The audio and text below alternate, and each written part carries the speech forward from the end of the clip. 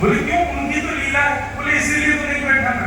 अब आप कहोगे कि ठाकुर जी पीली धोती पहन के नेक्स्ट से ठाकुर जी त्रिभंग लगे, ठाकुर जी मटक मटक के चल रहे। अब कथा सुनकर के चिंतन करना चाहिए। हम चिंतन तो करेंगे, कौन को देखेंगे, अच्छा ऐसे चल रहे थे।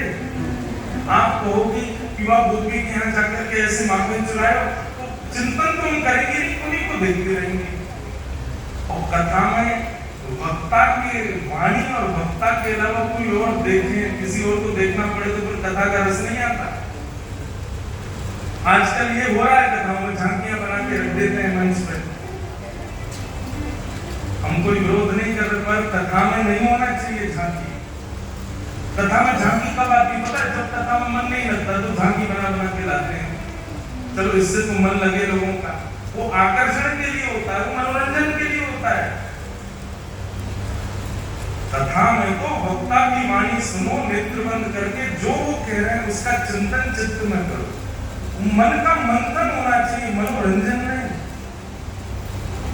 क्षमा करें, अगर द्वारिकाधीश यहाँ बैठ गए, आप बोलोगी, हम चिंतन करेंगे किसका? हमारे सामने बैठे हैं जिनकी आप कथा सुना रहे, तो इसलिए उन्हीं को देखते रहेंगे हम।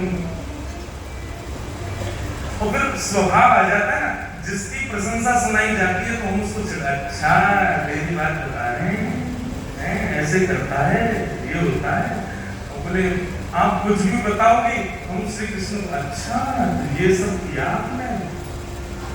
इस कारण से कथा में वो भाव नहीं बन पाएगा जो बनना चाहिए। इसलिए ठाकुर जी को भी कथा में मत बुलाओ।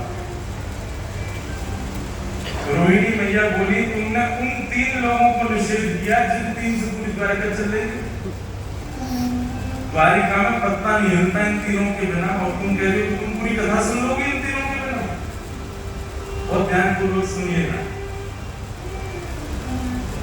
उपचार कुछ सोचो, कुछ विचार करो कि 3 कैसे रुकेंगे कथा में आने से। तो भगवान की पत्नियों में सबसे ज्यादा बुद्धिमान है सत्यभामा। रुक्मणी जी तो बहुत सीधी है, रुक्मणी जी बहुत सहज है। रुक्मणी जी को कह भी रही थी आने दो, कोई बात नहीं, पीछे बैठ जाएंगे। सत्यभामा ही अड़ी है ना, तीनों नहीं आनी चाहिए। सत्यभामा जी बोली एक उपाय है, क्या? बोले इन तीनों को एक खेल में व्यस्त करा देते हैं, खेल खेलते रहेंगे, उसी में व्यस्त रहेंगे, उतनी देर हम कथा सुनते रहेंगे। बहुत दिन हो गए, अभी बड़े हो गए तीनों, इन तीनों को इनका बचपन याद कराया जाए।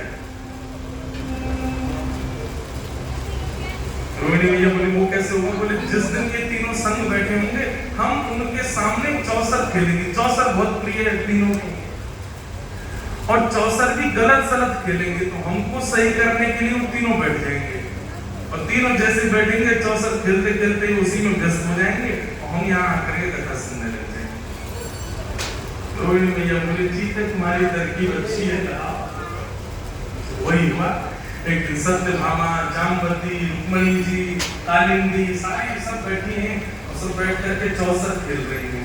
और चौसर खेलते खेलते और जोर जोर से हंसने की आवाज आई। तो सुभद्रा जी ने तुरंत देखा, बोले वो क्या है? देखा तो भाभियां सब खेल रही हैं। आकर के सुभद्रा जी जब देखने लगी तो देख के बोली ये तो गलत खेल रही है, ऐसे थोड़ी खेला जाता है। रुको, मैं भैया को बुला के लाती हूँ, मैं दिखाती हूँ कैसे खेलते हैं, हम तीनों तो निपुण हैं।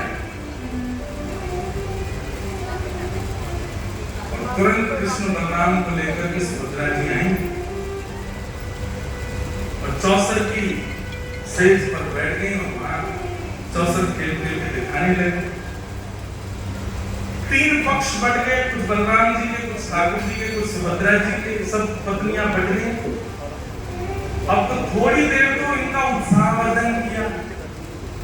हाँ बहुत अच्छा, बहुत अच्छा, अरे बलराम जी आप तो कमाल हो, तो ठाकुर जी आप कमाल हो, ऐसे सब नाटक हो रहा था वहां पे। इतने में धीरे धीरे धीरे पीछे से उठ करके सब पत्नियां ठाकुर जी की जा रही, और जैसे